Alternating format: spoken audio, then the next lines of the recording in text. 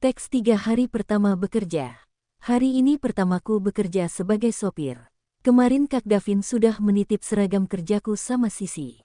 Seragamku berupa setelan warna hitam seperti sopir kantoran umumnya, nggak ada yang istimewa. Kulihat penampilan di cermin yang sedang memakai seragam kerja, ternyata pas dan cocok denganku. Rambutku dikucir kuda, tentunya tidak lupa kacamata kudanya, hehe. Dari mana Kak Davin tahu ukuran bajuku sampai pas gini, batinku. Setelah selesai aku langsung keluar kamar untuk sarapan dan berangkat kerja. Hari menunjukkan sudah jam 6:30. Kata Kak Davin, bosku biasa berangkat jam 7:30. Karena ini hari pertamaku bekerja jadi tidak boleh telat. Aku belum tahu bagaimana sifat bosku. Pas aku keluar kamar, Sisi tidak kelihatan, ternyata dia masih di dalam kamarnya. Tok tok tok. Sisi, apa kamu sudah bangun? Panggilku dari luar. Tidak lama kemudian terdengar pintu dibuka. Ceklek. Hoam, kamu udah siap, Ran? Tanya Sisi yang ternyata baru bangun tidur. Udah, aku harus berangkat pagi biar nggak telat. Maklum hari pertama kerja ditambah tempat tinggalnya jauh dari sini. Kita sarapan dulu yuk, ajakku. Kamu sarapan duluan aja, aku masih ngantuk nih. Oh ya, kamu berangkat pakai motor aku aja. Lagian motorku juga nggak kepakai. Jadi kamu lebih mudah pulang pergi. Yang terpenting bisa hemat uang. Hehe, ucap Sisi. Oke, aku sarapan dulu ya. Iya, kunci motornya aku gantung di dekat pintu masuk. Entar kamu bisa tanya Pak Jono letak motornya.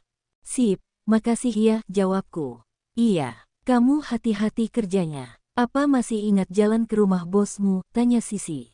Kamu kayak tidak tahu aku aja. Aku paling jago kalau menghafal jalan. Apalagi baru kemarin Kak Davin menunjukkan jalan ke sana, jawabku. Ya udah sarapan Gi. Entar telat loh, aku mau lanjut tidur, kata Sisi sambil kembali masuk ke dalam kamarnya. Oke, jawabku. Setelah selesai sarapan aku langsung turun ke bawah. Di bawah aku bertemu Pak Jono dan menanyakan letak motor Sisi. Rapi bener Non Rania, sapa Pak Jono ketika melihatku. Iya Pak, hari ini saya mulai kerja Pak, jawabku. Kerja di mana? Tanya Pak Jono lagi. Di kantor tempat Kak Davin kerja. Tapi sebagai sopir Pak, kataku. Iya, nggak apa-apa, yang penting halal Non. Oh ya Pak, aku mau nanya di mana letak motor Sisi, tanyaku. Oh, kalau untuk letak motor di sebelah sana Non, jawab Pak Jono sambil menunjukkan arahnya. Oke, makasih ya Pak, doain semoga kerja Rania lancar, kataku. Amin, jawab Pak Jono. Setelah mengambil motor aku langsung berangkat ke rumah bos. Ada rasa gugup karena hari pertama kerja dan belum tahu bagaimana karakter bosnya. 20 menit aku sampai di depan rumah yang super mega. Rumah ini berada di kawasan elit. Ku berhentikan motor dan kulihat ada penjaga pintu di sana. Permisi Pak, apa benar ini rumahnya Pak Raditya? Tanyaku. Iya, ada perlu apa ya? Sudah buat janji, jawab satpamnya sambil memperhatikanku curiga. Mungkin dia bertanya-tanya dalam hati kenapa orang sepertiku menanyakan tuan rumahnya. Saya Rania, sopir baru Pak Raditya, jelasku. Serius kamu? Apa Pak Radit tidak salah mencari sopir? Tanyanya seolah tidak percaya. Iya, seriuslah Pak, untuk apa pula saya bohong? Tidak lihat Bapak penampilan saya udah rapi gini. Kalau Bapak tidak percaya boleh tanya sama Pak Radit, jawabku panjang lebar. Ternyata satpam pun bisa juga meremehkanku. Apa benar Tuan Radit punya sopir seperti ini? Apa dia bisa bawa mobil dengan kacamatanya yang segitu tebalnya, batin satpamnya. Kamu tunggu di sini dulu biar saya tanya ke dalam, jawab satpam yang kulihat namanya Agus. Tidak lama kemudian satpamnya keluar. Maaf Neng, kata Tuan Radit, Anda disuruh langsung keluarkan mobilnya karena bentar lagi dia berangkat kerja. Ini kunci mobilnya, mari saya antar ke garasi mobil sekalian meletakkan motornya di sana, katanya dengan suara yang sudah berubah sopan sambil tersenyum. Makanya jangan suka meremehkan orang. Apalagi kita sama kerja cari makan di sini, batinku. Ya Pak, jawabku tersenyum sambil mengikutinya. Sampai di sana kulihat terdapat mobil-mobil mewah. Orang kaya emang beda hobi mengoleksi mobil. Setelah ditunjukkan mobil yang akan kubawa untuk mengantar Pak Bos, langsung kukeluarkan mobil dari garasi menuju depan pintu keluar rumah. Kulihat belum ada orang yang keluar dari sana. Kutunggu sambil berdiri di samping mobil. Dengan perasaan deg-degan membayangkan seperti apa bosku nanti. Jangan sampai membuat kesalahan di hari pertama kerja. Tenang Rania, kamu pasti bisa. Ini bukan pertama kalinya kamu bekerja dengan orang, batinku sambil memegang dada menyemangati diri sendiri. Apa Anda sopir baru saya? Terdengar dari arah belakangku suara berat seorang pria.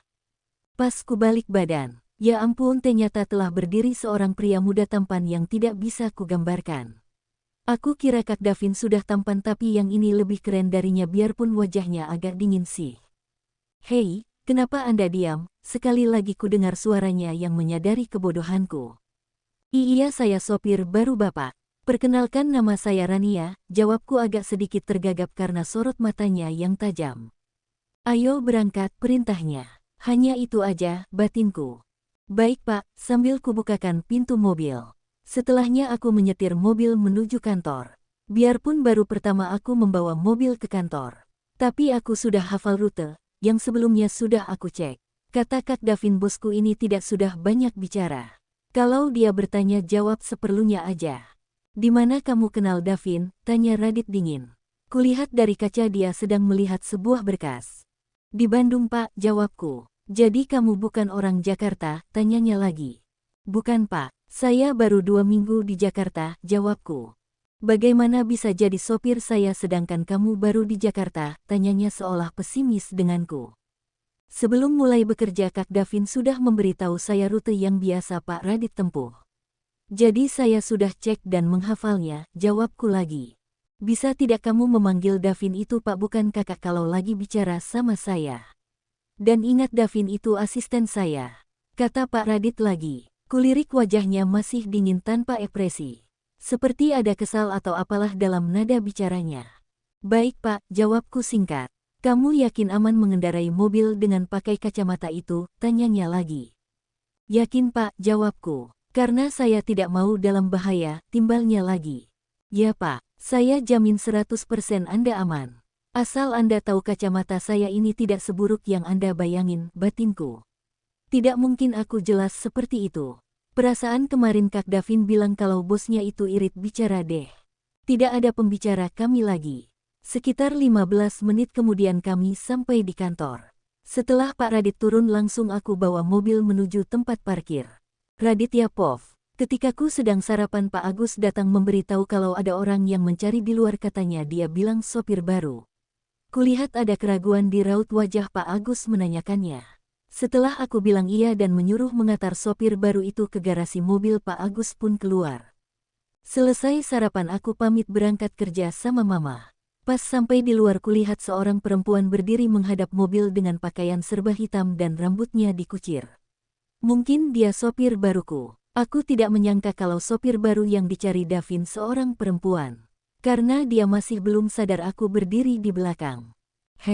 Apa Anda sopir baru saya? Tanyaku, ketika dimembalikan badan, pas kulihat wajahnya. Astaga Davin, orang seperti apa sopir yang kamu carikan untukku? Dengan penampilannya seperti ini, terutama kacamata yang super tebal itu, rutukku di dalam hati. Tapi dengan cepat ku netralkan kembali raut wajah yang sempat terkejut. Kuperhatikan dia masih diam menatapku. Entah apa yang dipikirnya. Apa karena belum pernah melihat orang genteng sepertiku? Hei, kenapa kamu diam? Kembali ku panggil dia. Iya Pak, jawabnya sambil tergagap dan salah tingkah. Ayo berangkat, ku beri perintah. Dengan cepat dia bukakan pintu mobil untukku. Kemudian kami pun berangkat. Tidak ada pertanyaan yang keluar dari mulutnya. Dia mengemudikan mobil dengan nyaman. Mungkin karena sudah biasa melihat caranya mengemudikan mobil. Kulirik sekilas tidak ada tanda-tanda dibicara. Sebenarnya aku memang lebih suka dengan suasana seperti ini. Tapi rasa penasaranku di mana dia kenal dengan Davin membuatku harus mengajaknya bicara lebih dulu. Di mana kamu kenal Davin? Tanyaku dingin. Di Bandung Pak, jawabnya singkat. Jadi kamu bukan orang Jakarta? Tanyaku lagi. Bukan Pak, saya baru 2 minggu di Jakarta, jawabnya lagi. Apa? Bisa-bisanya Davin mempekerjakan sopir yang baru tinggal di Jakarta. Entar bisa nyasar kemana-mana kalau tidak hafal jalan di sini. Bagaimana bisa jadi sopir saya sedangkan kamu baru tinggal di Jakarta? Tanyaku lagi. Sebelum mulai bekerja Kak Davin sudah memberitahu saya rute yang biasa Pak Radit tempuh. Jadi saya sudah cek dan menghafalnya, jawabnya lagi. Ternyata dia tidak bodoh amat. Entah mengapa aku tidak suka dia memanggil Davin dengan sebutan Kak. Apa mereka sedekat itu? Biasanya aku tidak terlalu peduli dengan urusan orang lain apalagi cuma masalah sepele. Tapi lagi-lagi rasa tidak suka itu keluar juga dari mulutku. Bisa tidak kamu memanggil Davin dengan sebutan Pak bukan kakak kalau lagi bicara dengan saya dan ingat Davin itu adalah asisten saya, ucapku dengan nada tidak suka. Baik Pak, jawabnya singkat. Kamu yakin aman mengendarai mobil dengan memakai kacamata itu? Kutanya lagi. Yakin Pak, jawabnya. Karena saya tidak mau dalam bahaya, timbalku lagi. Ya Pak, jawab dia seperlunya. Entah seperti apa ekspresi di wajahnya sekarang aku tidak peduli. Sekarang yang terpenting sampai di kantor dan mencari Davin. Mempertanyakan kenapa sopir yang dia carikan seperti ini. Autor POV. Radit sampai di ruangan kerjanya. Sebelum itu tidak lupa menyuruh Davin ke ruangan. Tok, tok, tok. Masuk, kata Radit. Tidak lama Davin masuk ke dalam ruang kerja Radit. Anda mencari saya Pak, tanya Davin masih berdiri di depan meja Radit. Davin adalah teman Radit dari SMA. Jadi kalau di kantor mereka akan bersikap formal.